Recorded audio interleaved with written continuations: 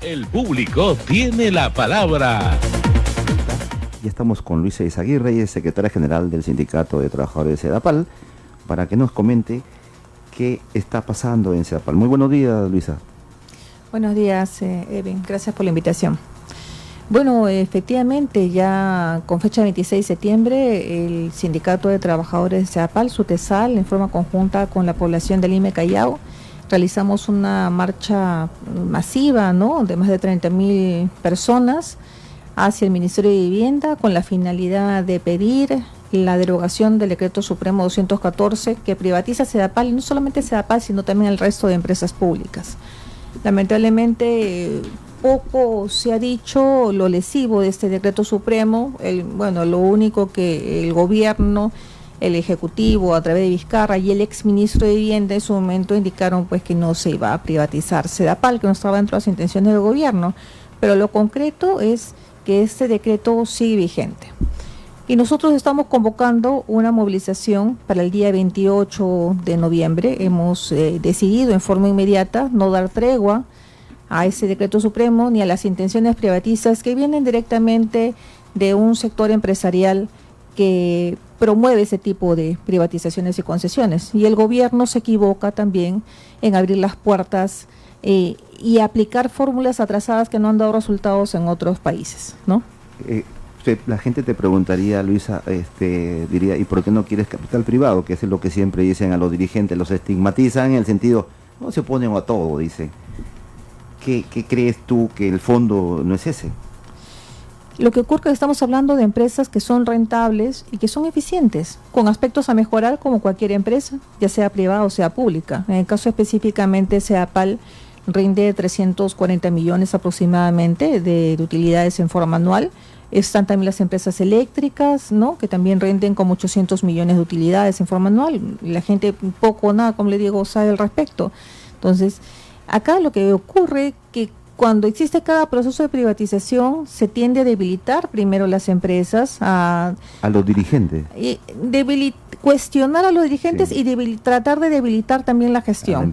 Nosotros tenemos un cuello de botella específicamente, como muchas empresas del Estado, que es FONAFE, ¿no? FONAFE te impide hacer contratación de personal, te impide hacer una reestructuración, te impide aplicar tu propio presupuesto, ¿no? Tienes que pedir la autorización a FONAFE para aplicar un presupuesto. Tenemos un caso muy concreto. El año pasado requeríamos 50 profesionales, 50 ingenieros para el tema de proyectos.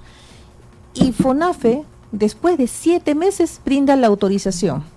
¿Qué implicó eso? Atraso en los proyectos de gestión. Entonces, ahí tenemos un serio problema. Tenemos que aplicar una nueva estructura dentro de la empresa, organizacional, ¿no? Y eso se anunció ya de hace bastante tiempo y hasta el momento no se aplica porque FONAFE no autoriza esa nueva estructura, sin que esa estructura signifique siquiera un gasto adicional al Estado, ¿no? Entonces tenemos serios problemas a través de estas instituciones y bueno, y también a través del propio Ministerio de Vivienda, ¿no? Hace más de 2 años, y mucha gente no sabe, Sedapal no cuenta ni siquiera con un sol de transferencia de parte del Ejecutivo o de parte del Ministerio de Vivienda. Nosotros estamos adscritos al Ministerio de Vivienda. ¿Por qué motivo? Sacaron un dispositivo llamado Programa Agua Segura, entonces todos los nuevos proyectos pasan a través de este programa. Sedapal solamente está con sus propios recursos y se ha quedado con la aplicación de los proyectos antiguos, pero los nuevos proyectos todos los ve el Programa Agua Segura a través del Ministerio de Vivienda. ¿Qué quiere decir? ¿Y por qué se cree esto? Porque dicen Sedapal que no tenía capacidad de gestión, pero Sedapal en ese momento ejecutaba de su presupuesto más del 90%. ¿Cuánto está ejecutando el Ministerio de Vivienda de su presupuesto? Solo el 30% a la fecha. Y el año pasado devolvió casi el 70% nuevamente al erario nacional. El gobierno dice, y habla mucho, las regiones no tienen capacidad de ejecución del gasto, pero no solamente son los únicos. También el propio Ejecutivo, los propios ministerios también no aplican. Caso de educación, 24%. 24% de ejecución, ¿no? Son cosas que la población debe saber. Claro, es importante que el FONAFE, que es el ente burocrático que está allí pues para poner las trabas a las empresas del Estado.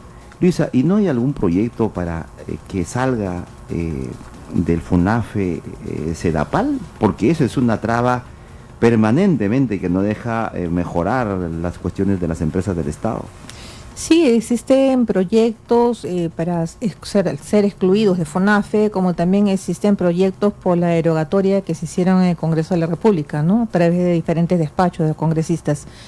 Pero lo concreto es que eso es parte de todo un proceso, ¿no? En este momento, luego del cierre del Congreso, que podría cuestionarse, creo que la mayoría también está de acuerdo con que se cierre el Congreso por la situación, cómo se venía dando.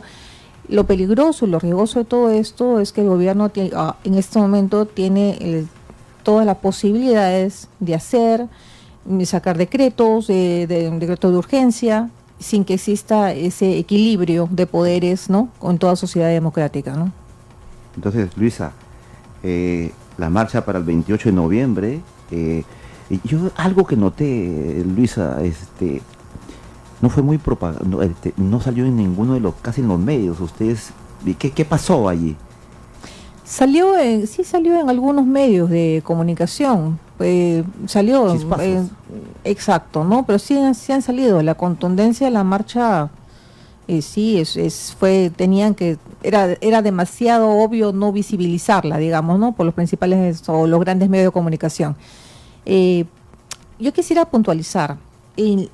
Esta marcha tiene una plataforma, y dentro de la plataforma no solo está el tema de la no privatización de Sedapal, sino también hay otros puntos como el tema de la contaminación minera, la puesta en marcha de la empresa Ariana, ¿no? Que se encuentra en la parte alta cerca por el Río Blanco, ¿no? Cerca del túnel trasandino.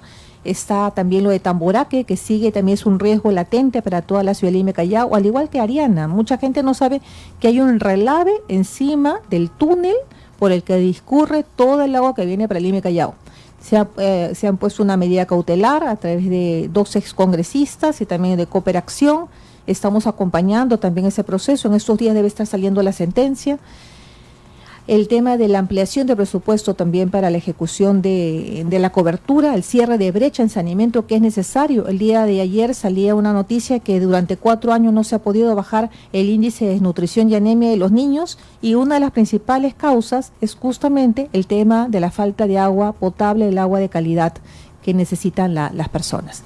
Entonces hay una serie de aspectos que también debe el gobierno tomar en cuenta, el tema de la reestructuración, la lucha contra la corrupción, ¿no? También y el mejor control del gasto de las empresas. Luisa, este decreto 214 también implica a otras empresas del Estado. También se está activando esos grupos para poder defender la no privatización de las empresas del Estado. Hay una articulación con diversos gremios, ¿no? Tratando de revertir esto. Estamos enfocados básicamente en el tema agua, ¿no? La defensa del derecho al agua. Que es un derecho universal. Sí, así es. Aquí en el Perú no se entiende como tal. Pero hay un rechazo total a nivel de todo el país para que no se privatice Sedapal y también las empresas prestadoras en el norte del país. Por ejemplo, en Piura hay un rechazo total a la privatización, en Tumbes igual. Pero lamentablemente los decretos legislativos siguen en vigencia. ¿Qué estamos haciendo ahorita con un gobierno que tiene un doble discurso? Es igual con el caso de Tía María. Se sale una licencia y dice, no, el pueblo va a definir. En este caso se emite un decreto supremo y dice, no tenemos por el momento la intención de privatizar. Pero el decreto está vigente, es vigente, lo ha hecho este gobierno. No se está viendo siquiera el espejo de lo que está pasando en Chile, de lo que ha pasado, de la convulsión, en este momento. Y uno de los principales problemas de lo que ha ocasionado en Chile no solamente es el tema de pensiones, la falta de políticas sociales, es el tema del agua. Es el tema del agua. El agua está privatizada y está amparada en la Constitución que el agua tiene que ser privada en Chile. Y estamos camino a aplicar esa misma fórmula acá en el país. Si no estamos viendo el espejo de lo que está pasando, ya varios analistas que no son necesariamente de izquierda, ¿no? Le están indicando al gobierno, oye, fíjate, aplica las políticas sociales, ¿no? Revierte, encamínate, ¿cuál es el rumbo? ¿Cuál es el camino? Pero si no va a prestar atención a eso, lamentablemente esto va a seguir generándose toda una protesta, mayor conflictividad social, ¿no? Y la mayor cantidad de conflictos sociales justamente son por la falta de agua o por la falta de atención del gobierno frente a ese tema. Luisa, y tú que estás cerca de esto, del tema del agua, o sea, ¿por qué no mayor presupuesto justamente para algo tan elemental? Yo escuchaba a Pedro Pablo Kuczynski, el expresidente, cuando inició, que él había levantado 10.000 millones para la revolución del agua, lo había escuchado. Y ese dinero, o sea, ¿por qué Sedapal no puede ejecutar esos proyectos? Como decía, desde el año 2017 existe, Sedapal ya no recibe transferencias de parte del Ejecutivo del año 2017, desde inicios del 2017. Todos los nuevos proyectos los está viendo directamente el Ministerio de Vivienda. Aproximadamente en saneamiento se invierte en $1.000 millones anuales. Es totalmente insuficiente, con una brecha por cerrar a nivel nacional de 50.000 millones de soles. Entonces estamos hablando ahora casi nada. Ahora, Sedapal con recursos propios, ¿no? Al 2024 va a invertir 8.000 millones, recursos propios de la empresa, sin que el Estado invierta un sol para el IME Callao, salvo con su propio presupuesto. Pero ya vemos el grado de ejecución del presupuesto, que solamente está en orden del 30%. Entonces tienes una brecha enorme, ¿no? Y no vas a cumplir las metas que en ese momento el expresidente Pedro Pablo Kuczynski se impuso. Dijo, al 2021 todo peruano debe contar con agua. Sin embargo, no se aplica. No pasa nada. Cada vez que yo hago viajes por la selva, Luisa, todavía, por ejemplo, en toda la zona de la selva no tienen agua potable, toman agua de los ríos, de las quebradas. Solamente es agua entubada. Sí, o sea, es una situación muy, muy delicada. Bueno, vamos a una pausa comercial y regresamos con Luisa Izaguirre, ella es secretaria general del sindicato de Sedapal. Bien, como parte de un trabajo, los grupos de derecha del gobierno de Pedro Pablo Kuczynski todavía siguen en los directorios de las empresas del Estado. Y desde ahí hay un trabajo para desmerecer a los dirigentes sindicales, ¿sí? Creando condiciones contrarias para poder ablandarlos y que se dé un plan de privatización. Yo creo que eso no debe pasar, ¿sí? El presidente Vizcarra tiene que derogar el decreto 214 donde se quiere privatizar las empresas del Estado. Este modelo ya caducó, este modelo ya fracasó. Tenemos que mirar lo que está pasando en Chile, de manera que, señor presidente Vizcarra, usted tiene que derogar el decreto 214 que privatiza las empresas del Estado. Y por ello es que el 28 de noviembre los trabajadores de Sedapal están iniciando una marcha de protesta porque se pretende evitar, valga la redundancia, la privatización de Sedapal. Luisa, ¿también has tenido este tipo de acoso, digamos, como dirigente, como secretaria general? Siempre hay una suerte de anticampaña. El anterior gobierno, Ollantumala, también pasó lo mismo, tratando de desacreditar al sindicato. Cuando estábamos en este proceso también de privatización, indicaban que era por un incremento de sueldos, cuando no tenía nada que ver con un tema de incremento de sueldos. Y han habido diferentes tipos de acusaciones que también permanecen a lo largo de este gobierno, ¿no? Y lamentablemente el mismo presidente directorio, que fue exministro de Vivienda del gobierno de Ollantumala, Francisco Dungler, también ha salido en varias oportunidades a tratar de desacreditar también la gestión del sindicato y de los trabajadores. Y es una verdadera lástima. Es una práctica en los grupos económicos. Una práctica totalmente antisindical, ¿no? Pero sabemos bien de dónde vienen todas estas intenciones. Lo concreto es, existía un compromiso de parte del exministro de Vivienda en reunirse con el sindicato y con el Frente de los Pueblos. Nosotros estamos dentro del Frente de los Pueblos de Defensa Sedapal, el agua y la vida, ¿no? Quienes hemos llevado adelante la movilización del día 26 de septiembre, estamos convocando la marcha también del día 28, de reunirse con nosotros, y nunca ocurrió eso. Luego vino el cambio de gabinete, el cierre del Congreso, pero estábamos, según nos dijeron, que el nuevo ministro de Vivienda iba a convocarnos y hasta la fecha todavía esa reunión no se ha dado, pese a los esfuerzos que hemos hecho nosotros de instalar una mesa de diálogo de acuerdo al compromiso de gobierno. Entonces, lamentablemente están dando la espalda, prefieren reunirse con la CONFIEP, con los grupos empresariales, pero no con los gremios sindicales, no con quienes venimos, tenemos ya un conflicto por resolver. Entonces, es bastante concreto. Si dice que no va a privatizar, que proceda a derogar el decreto supremo 214. Ese es el pedido concreto, uno de los pedidos concretos de esta movilización. De esta plataforma. De esta plataforma, con digo que no solamente contiene este tema, sino también hay otros temas también de similar importancia. Y en el caso de la contaminación al río, que la gente se provee de esa agua, en este caso Sedapal, los organismos fiscalizadores ¿están haciendo su trabajo a ese respecto? Lamentablemente otorgaron la licencia de funcionamiento, a pesar de que había un informe de Istmo Sedapal, un informe de ENEL, porque este túnel trasandino, por donde pasa todo el agua que viene de Lima, pertenece a ENEL. Sin embargo, a pesar de los informes, ¿qué ocurre? Ahí hay una falla geológica en ese mismo túnel, ¿no? Es de material calizo, arcilloso, tiene más de 50 años, anteriormente pertenecía a una mina, y justamente ahí se ha instalado la minera Ariana. Entonces, están haciendo excavaciones, perforaciones, hay una relavera que está al lado del mismo túnel, ¿no?